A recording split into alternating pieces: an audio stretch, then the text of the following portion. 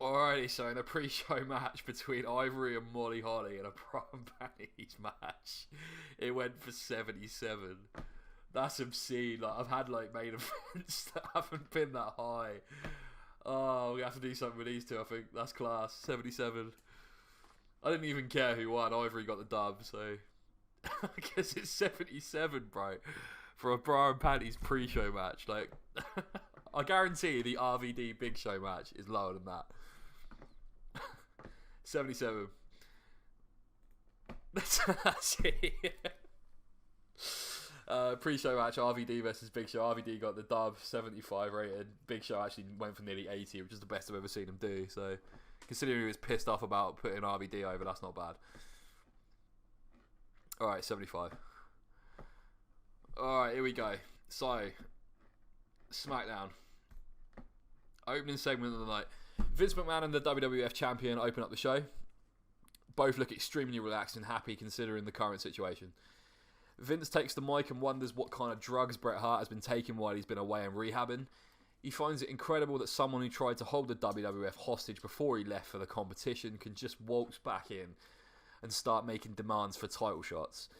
Vince says that Bret is lucky that he doesn't get him arrested for trespassing on his property and assaulting his superstars. He's getting absolutely nothing at the King of the Ring. You think you can spit on Vince McMahon 4 years ago, now Stone Cold with a chair and demand a title shot? I own this business, Bret. Me, Vince McMahon. Shawn grabs the mic and tells Bret, wherever he is, that not only does Vince run this place, and whatever he says goes, it wouldn't even matter anyway. The reason that decision was made 4 years ago is because he was always the better man. Whether it be in this ring, selling tickets, selling t-shirts, Bret couldn't hold a candle to Shawn, and that was always the reason Bret hated Shawn. You go around telling anybody who will listen that I'm a backstage politician, I'm toxic to be around, and I don't deserve to be in this business, let alone hold this title. But the truth is, you know, and your family knows, it doesn't matter how many hours you spent in that dungeon, or how many cheers you get in that cesspool of a town called Montreal. I came into the WWF and surpassed you. You have to go home and look Stu and your family in the eye and know that you're always second best. The Hearts have never been the foundation, Bret. I'm the foundation. In fact, I'm the whole damn house. You and the Heartbreak Kid are done. 100 rated. Great opening segment, love it. Well, this is better than I thought it would be. The Dudleys versus the Hardys versus the New Age Outlaws. Jeff Hardy got the win with a twist of fate on Billy Gunn as the last one. Let's have a look at actually the performances. Matt 91, Jeff 90. Even Billy Gunn and Road Dogg perform better than they usually do. And so did the Dudleys, so that's decent. I'm happy with that. 77. The glass shatters and a furious Stone Cold makes an entrance with a steel chair. He commandeers the ring and declares that he is not leaving this ring until that son of a bitch Triple H comes out. Stephanie McMahon smugly comes down and tells Austin that the game isn't even in the arena tonight, as Shane has given him the night off. She has been told to inform you that you will be able to say whatever you want to Hunter when he sees fit. He's leaving you behind, Austin. You're a liability. You couldn't even hold on to the WWF Championship in a one-on-one match. You got blindsided by a guy who hasn't been relevant in this business for 4 years, and HBK pinned your ass 1, 2, 3 in the middle. You're nothing, Austin. Steve Austin has heard enough and gives Stephanie McMahon the stunner. He pops a few Steve Weisers and pours one all over a conscious Stephanie. 99 rated. We then have a tag match between Trish and Tori versus Chyna and Lita, which went for 61. Tori is just the worst. Trish is 57, Lita 67, Chyna 65. I actually thought that would be worse if she went for 29, so alright, fair enough, I'll take that. The Legion of Doom are backstage with Michael Cole, and they tell the world that even though those two cheating rats, Edge and Christian, got the win on Raw, they are still coming for what's rightfully theirs. If they have to do the dirty to give the fans what they want, then so be it. They know they are at the back of the queue, but queues shrink mighty fast when the Legion of Doom show up. See you soon, boys. 71 rated. Then I have a match between Taker and Kevin Nash, which goes for 78. Taker gets the win. Why was that so low? Oh, penalised. Oh, and of course, Taker's still injured. I've got to stop putting him in matches. Ric Flair comes down to the ring accompanied by a doctor and wearing a neck brace, and can only get down the ramp with the help of crutches.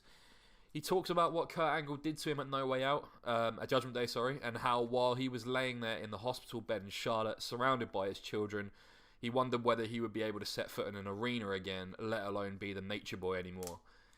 how long can he kid himself for? He's 52 years old. He's no spring chicken anymore. And the match with Kurt Angle was a wake-up call.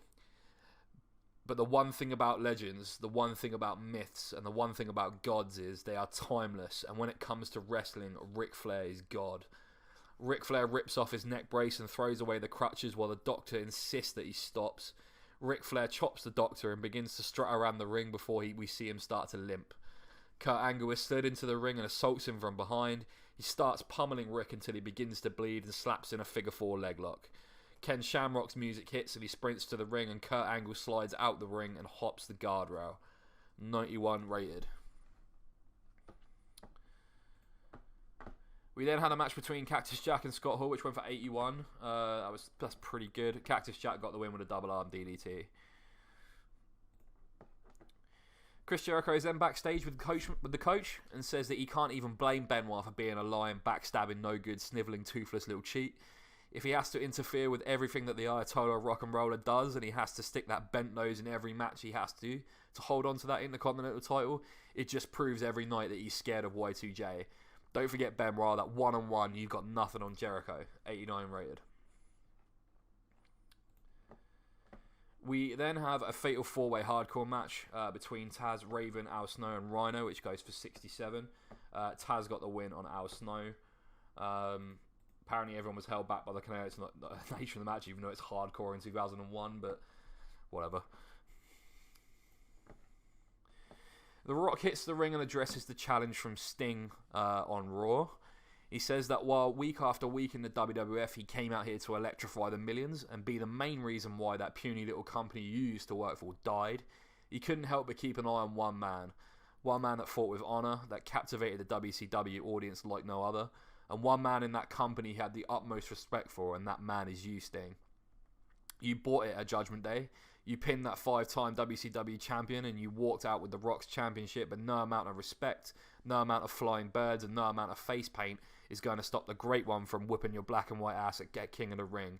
The only sting you're going to feel is ring sting when the Rock turns his size 18 boot, shines it up real nice, turns that sumbitch sideways, and sticks it straight up his caddy ass. 93 rated, not bad. Okay, this was a bit poor. Kurt Angle versus Ken Shamrock goes for 70. Kurt Angle got the win by using the ropes for leverage. He scurries away from the ring battered and bruised. 70 rated. Not bad, not great, but not bad either. We then had the match between Jericho and Kurt Hennig, which went for 75. Kurt and Jericho don't click. That's a shame, because I wanted to do something with them in the future. But 75. Chris Jericho got the win. Triple H is shown sat at home, seething into a camera. He tells Austin that casting him aside, breaking up the 2-man power trip, and beating him to a bloody pulp on Raw was just business. A way to take out the biggest threat on the roster to him, being the top guy in this industry. But the minute he gave a Stone Cold Stunner to Stephanie and poured that second-rate beer all over his wife, he made it personal. There's a reason why they call me the Cerebral Assassin. I don't go at it like a bull in a china shop, like you, Austin. I don't make rash decisions. Everything I do in this business is cold and calculated. Every match, every win, every championship, every alliance, and every relationship I form is all done for a reason. And I promise you, Austin, I swear on my wife's life, you will regret the day you laid your hands on Stephanie. 100 rated. Good stuff, Triple H. We then have the main event, which of course is shit. 79. The Rock got a win with a People's Elbow on Scott Steiner. Why was this so bad? Bill Goldberg 93. The Rock. No, there's no way that should be 79. Why? Short match. I got penalised for doing it too long last time. I don't think I can win. 79 rated. Shane McMahon is then seen walking in the parking lot, impatiently waiting for a limo. It finally arrives and he gets in, and as he closes the door, another limo speeds out of nowhere and T-bones it. 3 men wearing hoodies and masks drag a dazed Shane and throw him into the back of Stone Cold's pickup truck and proceed to drive it away at speed. The cameras fade out as the truck disappears from view, so that's 86 rated and Shane's been kidnapped. And that's the end of the show. 85. Decent. Another good show.